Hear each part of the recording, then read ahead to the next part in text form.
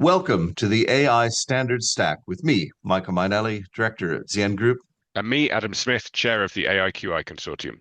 Each episode on AI Standards Stack, we discuss developments in AI assurance with guests from around the world that are leading the charge on the standards, ethics, and regulation of AI.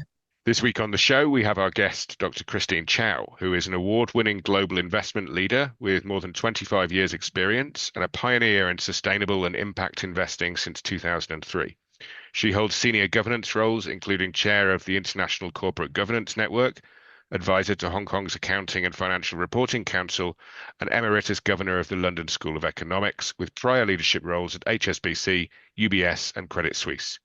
Her career spans Europe, Asia, and the Middle East, bringing deep expertise at the intersection of governance, technology, and sustainability.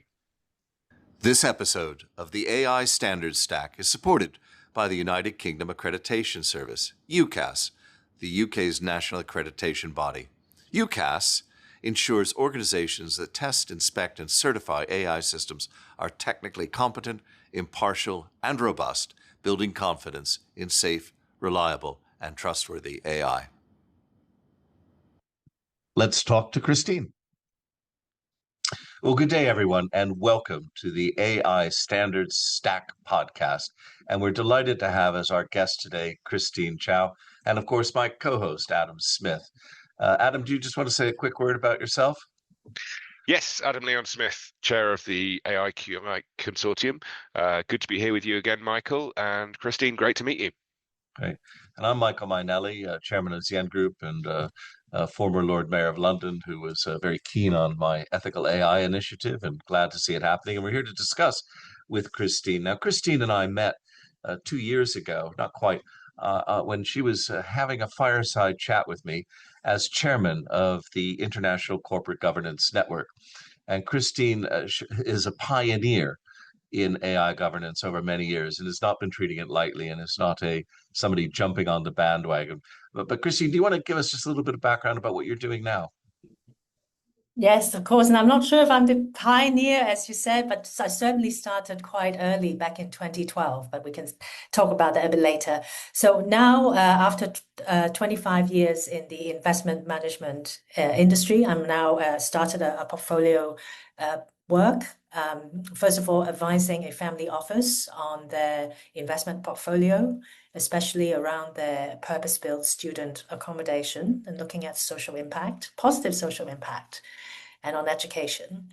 I'm also working with a couple of startups, including the ones that are using AI to power insights into investments.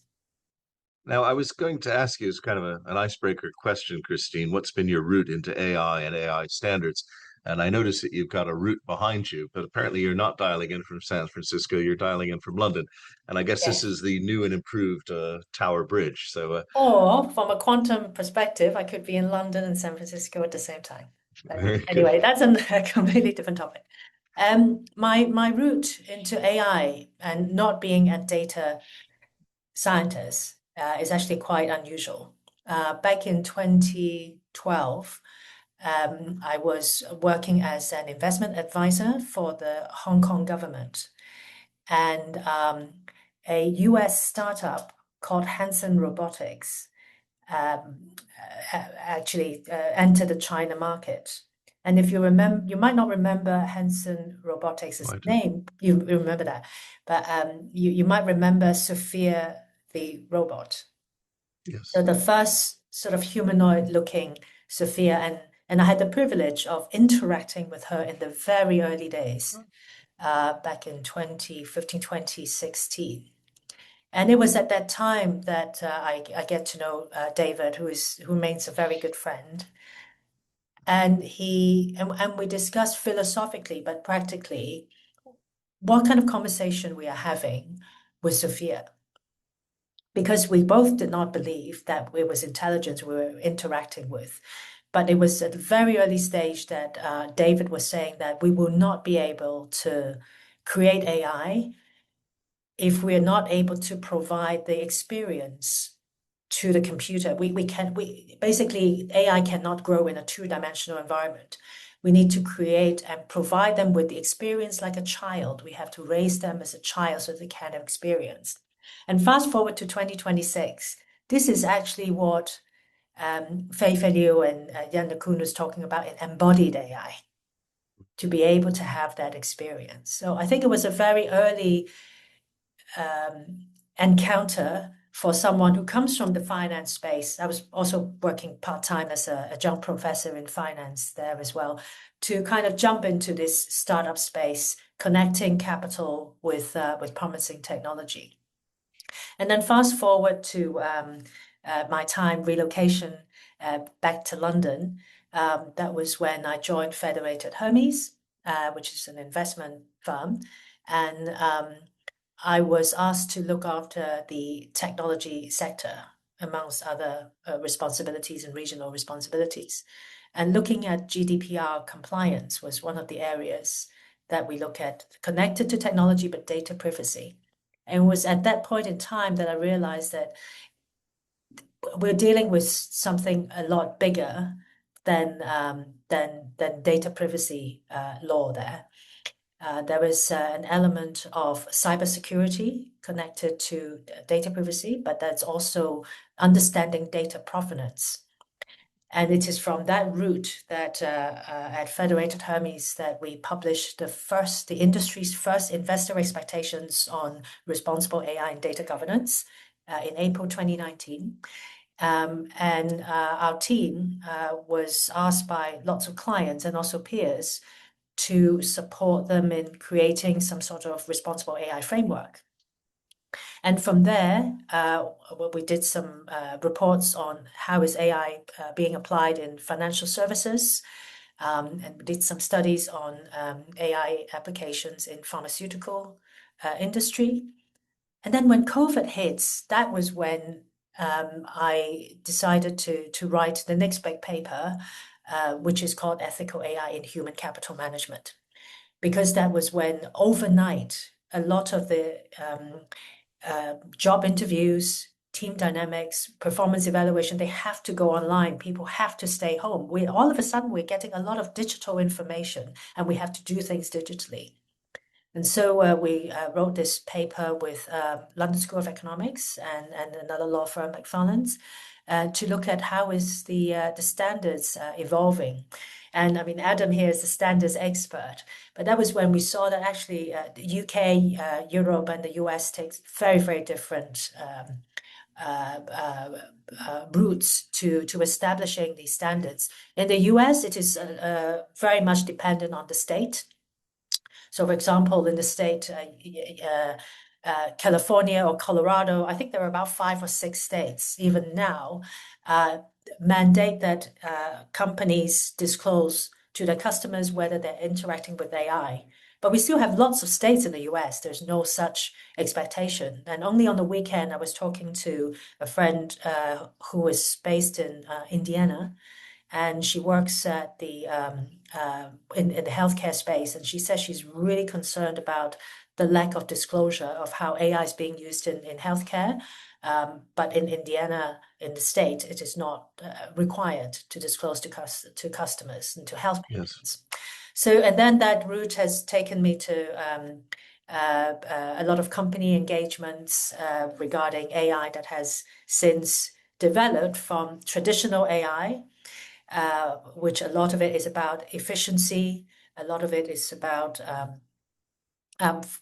finding anomalies in the information that we have, to generative AI. Was it November 2023 that it was introduced? And generative means, of course, we can expect the AI to come up with something that it's creative. And then early 2025, the agentic AI, which is allowing AI to become our agents, to act on our behalf on specific tasks, has exploded as well. And of course, now we have multimodal AI. We can move on to embodied AI.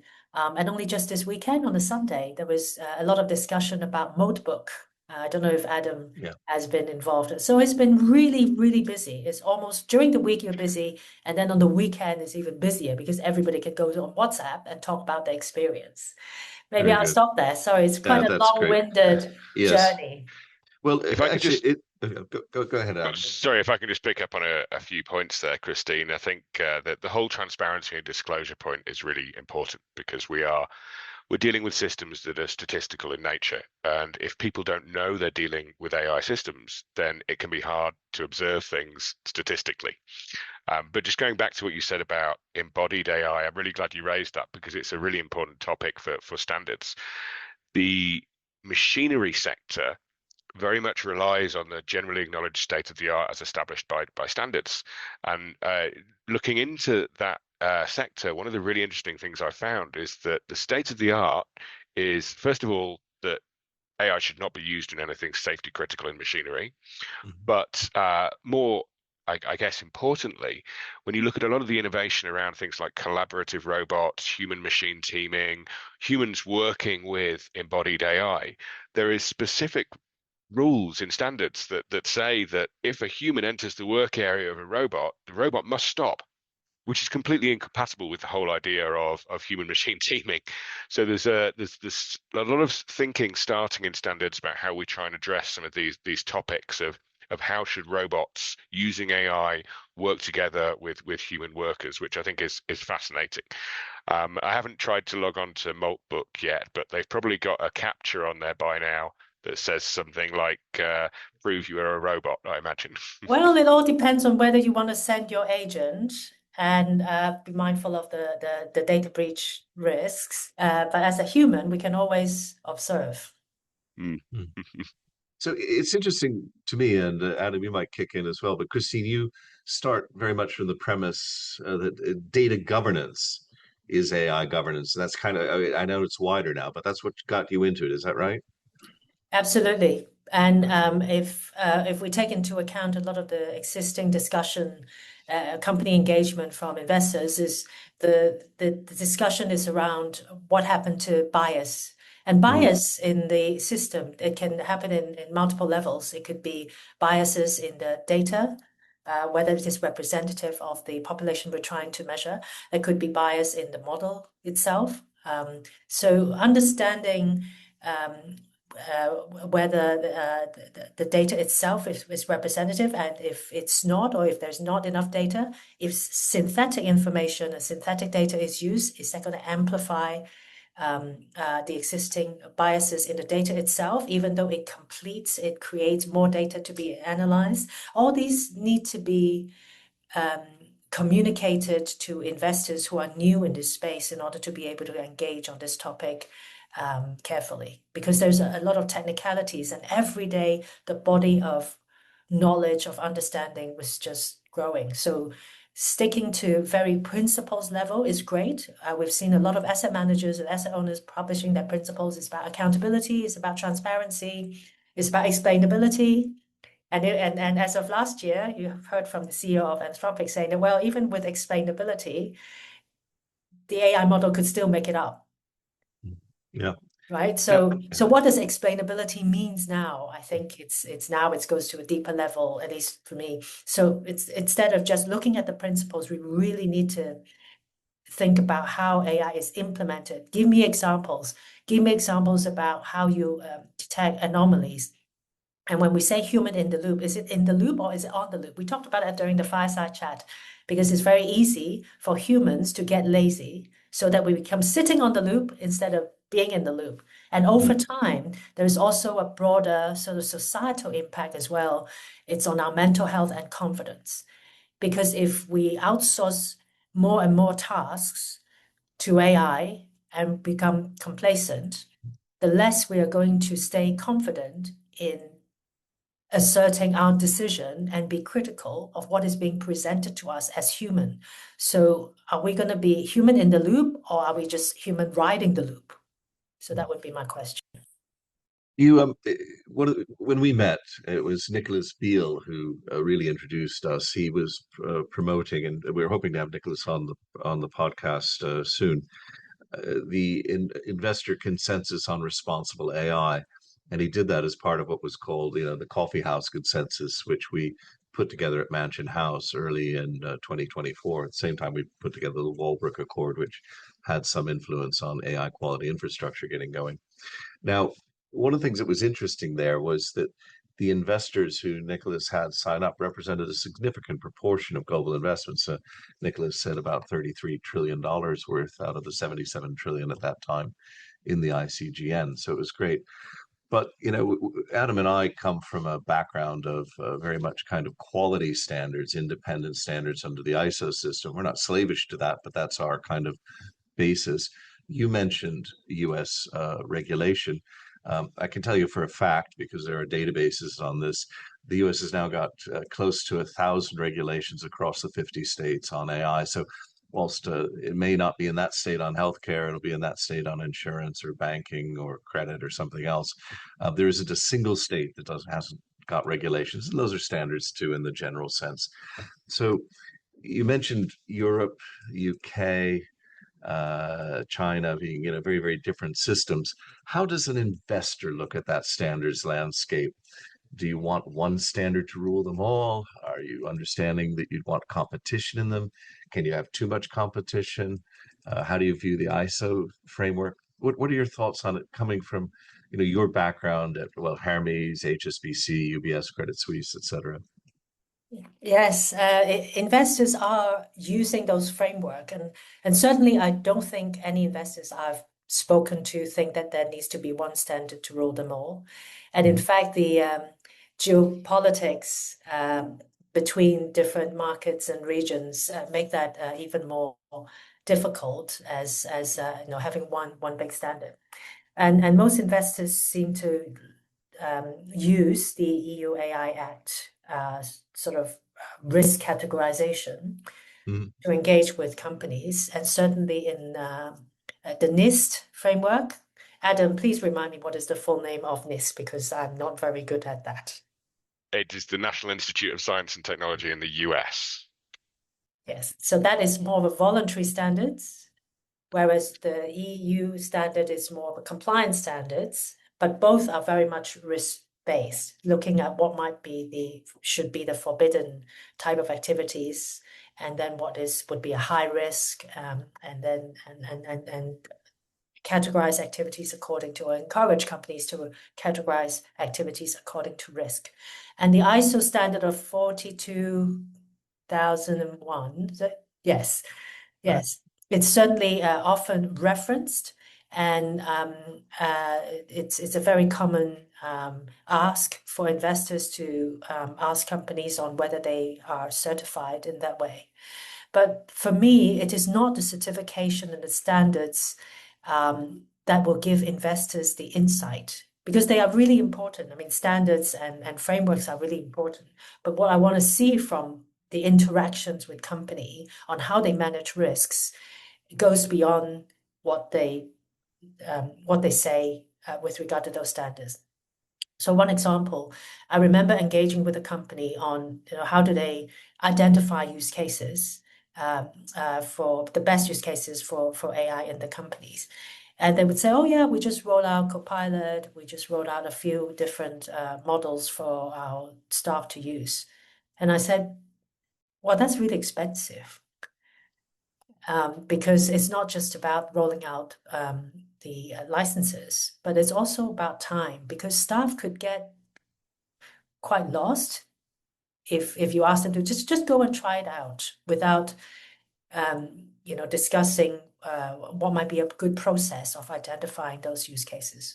But of course, we want creativity to bed in. So after a short period of letting people to just try it out, there really should be quite centralized, good governance framework, and also sort of working group to support the employees.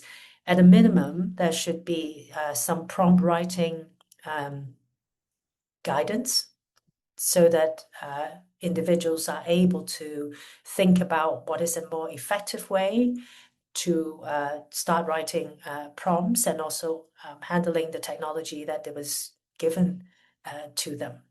Some really interesting points there. I do kind of agree there is no one standard that will rule them all. And, we have to look at medical devices as an example of where we saw similar regulatory divergence.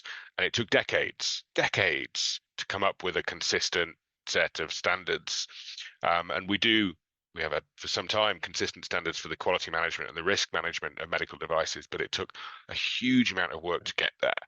And at the moment, we can't start thinking about what one standard would be that would help everyone in any aspects that is non-technical, because we're still watching and seeing how the regulatory frameworks evolve. And there's a huge difference between the product safety focus in the EU and the sort of manage the liability post-deployment in some other jurisdictions. And those are such big conceptual differences. One requires conformity assessment of a product version before you place it on the market.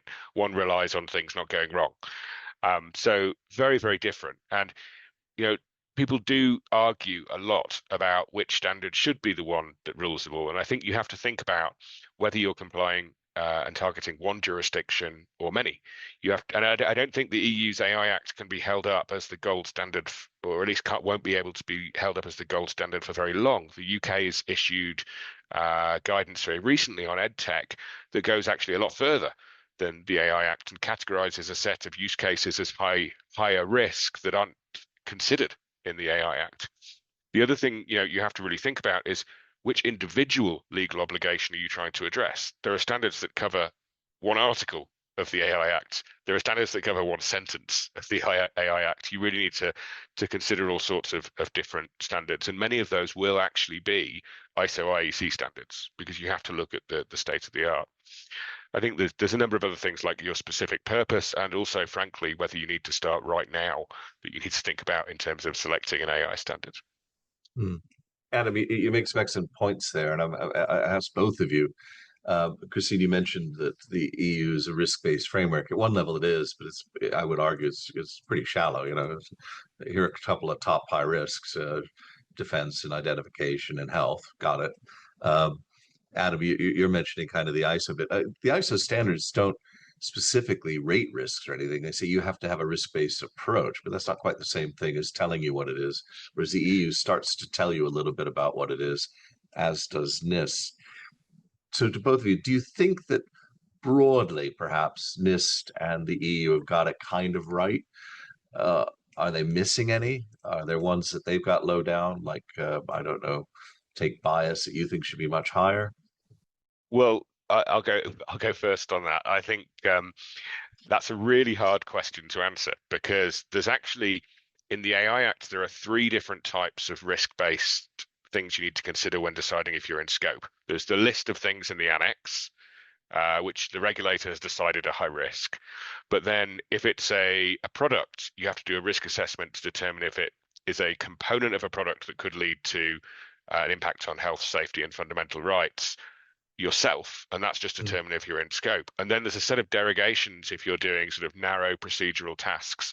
They also require a risk-based assessment of if that's sufficiently narrow and procedural to stop you impacting health, safety, and fundamental rights. And that's entirely separate to the risk management process that you have to apply once you are high risk, where you have to think about, again, health and safety, but we know how to do that. We've been managing health and safety risks for some time in the standards world, but also fundamental rights. There's a huge amount of different rights in the Charter of Fundamental Rights of the Union, including things like risk to the environment, all sorts of things you wouldn't think about. And actually, how to actually prioritize those risks. How do you prioritize risk? Because you will always have a risk of infringing someone's rights. It's hard to get away from with such a big list. So how you figure out the actual level of risk is a really big challenge. So it's hard to say that it's right at the moment. It certainly seems complex, and it certainly seems to conceptually address societal concerns, but we haven't really seen it in action and tested with the regulator yet. Well, to build on that, I think it's a really good start to look at risks from what Adam was explaining from the EU AI Act at the product level and the product component level. But I think the much broader and really, really difficult area of risk is to do with what we were talking about earlier, with the before the podcast started, about what is freedom of speech, and when do we know that certain rights have been infringed? Is there a definitive point that we can pinpoint and say, aha, once you say this cannot be allowed? And sometimes conversation is fluid and it goes back and forth, and then it goes on a platform. And there could be contextual comments that the person who put that across may not find it offensive, but the person who is on the receiving end might do. So, and there's a lot of gray area that makes it really difficult to say, and in a deterministic way, has certain human rights been infringed because of the way that the information or the comments are being put across? There's a lot of cultural context to it as well that makes it a huge gray area and hugely complex. And in the end, what's going to make it even more difficult is that it would probably stir up a lot of conflicts in different societies. And as we know, social media, it tends to create silo viewpoints. And with that, we probably would see bigger clashes between communities, and people will be forced to take sides in those conversations. And this is what I found really difficult when it comes to applying standards and framework, because it gets into the messier part of human psyche. Mm. Yeah, you kind of got it coming both ways. I mean, one is to say, as you do, that I want to control this and all that. The other is just having guardrails and control itself a violation of the principle of free speech.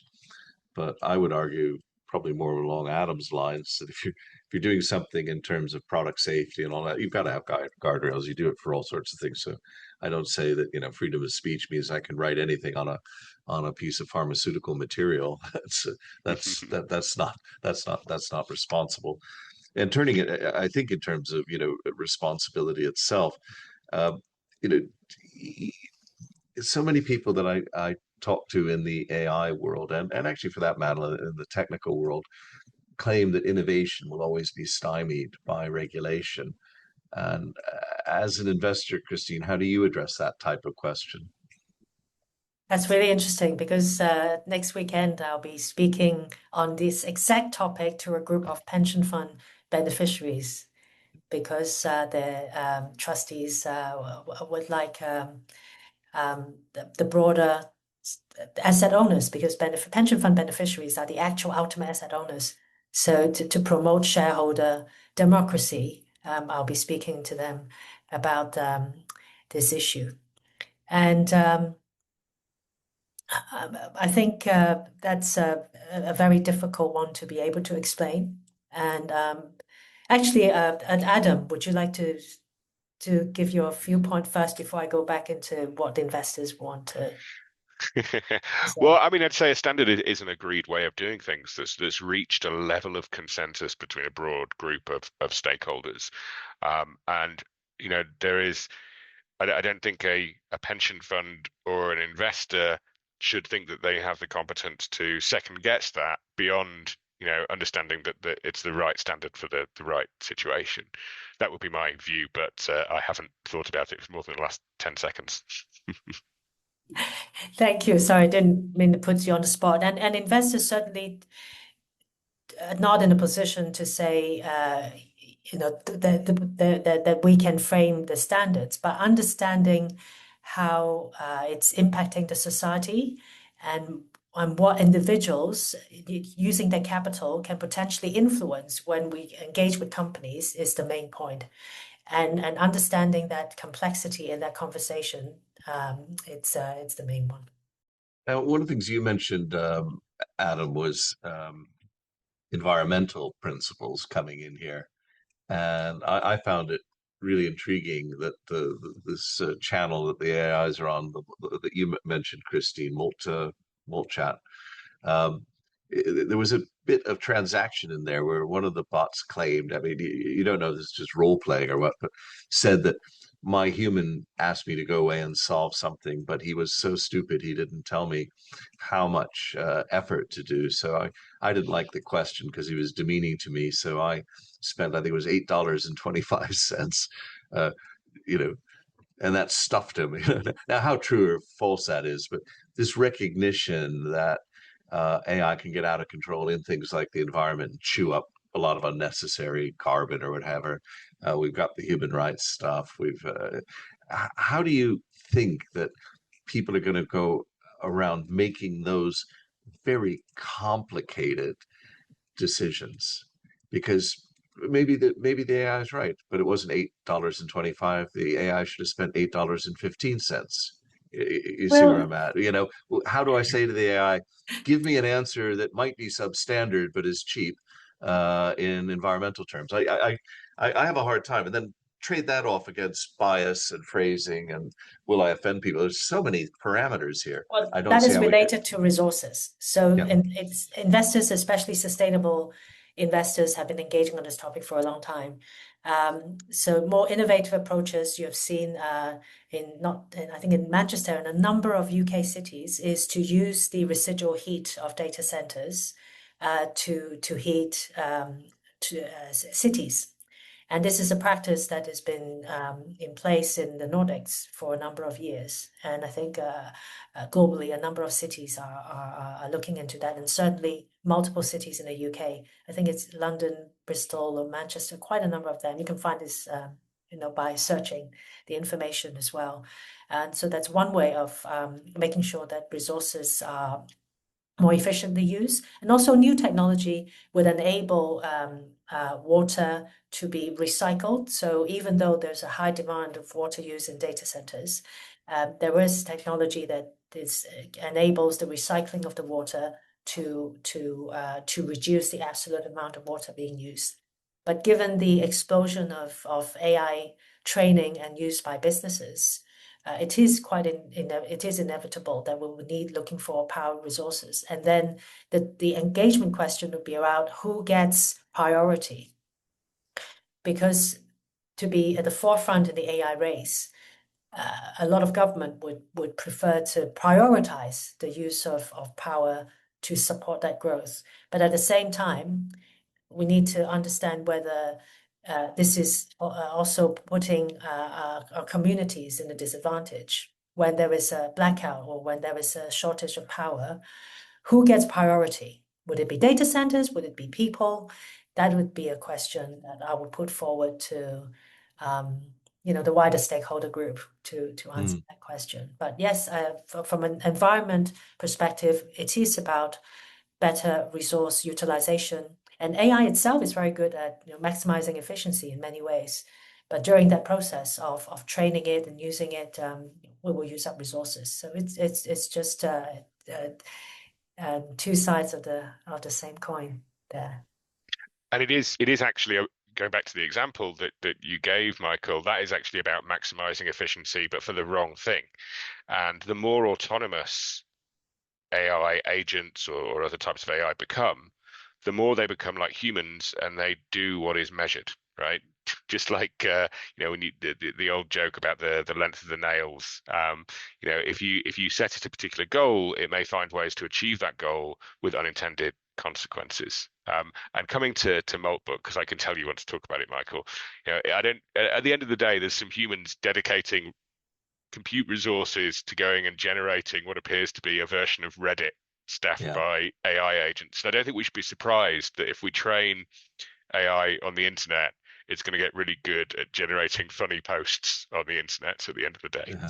Yes, indeed. Adam, you gave a great definition of standards, as wide consensus about the way to do things amongst a group of stakeholders or whatever. Christine, you are a target as a group. Investors are a target group for such standards. What advice would you give Adam and the team in the development of AI standards? What principles would you tell them to follow? I think that Adam knows all the principles that are out there that we know. The only advice I would give is to, within those standards and framework, provide more implementation guidance and advice. Because otherwise, the whole AI governance conversation would only stay at the 5,000 feet level without really getting into the nitty-gritty of what needs to be done. We haven't even talked about board oversight, because if you ask any corporate boards now, providing AI oversight and cybersecurity would be on the agenda, and very high as well. And I can tell you that in one-on-one conversations, which I have had many with board members, they really have no idea how to make effective oversight concrete. Mm. So any standards and that Adam has been working on, it would be really helpful to have that kind of implementation guidance and examples of what good oversight looks like and what could be missing. That would be extremely helpful. A couple of things there. So there are areas where we can't give too much guidance. So the first two standards that I led were on bias, and we couldn't write about what the actual biases were because we had to get consensus globally with people who had very different ideas about what bias was. So we had to kind of parcel that piece off to the organization and focus on what they should do once they've decided that there's a bias that they want to manage. But then there's lots of other areas that are more technical, and we are writing more and more details around how you implement things and guidance about how to do things. And on the topic of board oversight, in all ISO standards, or at least in all modern ones, and also in developing European standards on AI in particular, there's a big focus on top management and what the top management of the organization should be responsible for in terms of providing leadership, ensuring commitment, ensuring that responsibilities are properly assigned, and ensuring that the effectiveness of different systems is reviewed. So I'm glad to hear you put that focus on board oversight, because that's something I think is done really well in standards. And another one I would like to add to is actually board members are getting a lot of classroom type training. They might get sent to MIT, Stanford, Oxford to do training. I think it's fantastic to have that environment to be able to grow. And in addition to that, I would highly recommend simulation type situation to help to put executives under pressure, put board members under pressure to deal with certain type of situation. It could be the AI bot gone wild, and the agentic function has committed, multi-millions of the company's money. That kind of situation is going to really help top management and board to kind of anticipate what could go wrong and be able to prepare themselves for it mentally. Yeah, well, I'm with you all on this, but I would bring things back to a point that you started with about data governance and AI governance. And in a sense, Adam, when you said hardly surprising to see things go wild if they're trying to match Reddit on the internet, and I agree. I personally have a view when I'm talking to boards, because they get all excited about the application end of life and the bias and case studies and all that. And actually, the one thing that they could emphasize, which they're going to need from the beginning, which very few, in fact, I know of nobody, in my opinion, who does it well, is the provenance of their data. And as they're updating these models, just boring IT stuff of, when you update a model, any piece of software, what's your test set? Do you go through the same test suite? This is all boring stuff they don't want to bother with. They want to talk about all the exciting things that AI can do. And I would like to see things like data vaults, which clearly identify what's happening, or a paper I read recently, which talked about the telemetry of AI development, which is another phrase, but this kind of, where's the data from? Where was it when we built it? Where are we going? Where's the data going to come from? How's it going to be updated? It's dead boring, but it's probably, in my opinion, 80% of what a board ought to be looking at. I think you also have a question about who owns the data as well, Yeah. since you mentioned data. Well, data it comes in all shapes and sizes, and there will be raw data, there will be synthetic data and trained data, and there's also IP related to that. And I don't think there's one entity that's going to own all of them. It's understanding, where that information in its raw form comes from, and what would be scrubbed or clean data, what has been added to it in order to create a data set that is usable again. So it really depends on the value add and the process in place to upgrade or to enhance that information. Well, we're coming close to the end of our time. I don't know, Adam, any quick comment, final comment from you, and then over to Christine for the same? No, but it's really reassuring to hear that the interest from the investor community in standards in this space and a desire to hear more about how standards can be used. That's an angle we don't hear much in the standards community. That's really interesting. They're paying for it. Christine. Well, I think we live in exciting, interesting times, also full of danger. So it is with good standards and good implementation that we can find that fine balance of innovation and safety, which is absolutely crucial for the well-being of our society and environment. Well, thanks to you both. And I'd like to emphasize to some of the listeners, you did hear Christine saying she got into this in 2012 and that she was pointing out that some of these standards were being published in 2019. So this isn't jumping on a bandwagon. This isn't a reaction to the 30th of November launch of ChatGPT in 2023. This is just a long-running, important thing that investors care about. And if you care about who's funding your business, then you probably care a lot about this. So pay attention and pay attention to us as we come back for our next podcast. So thank you very much.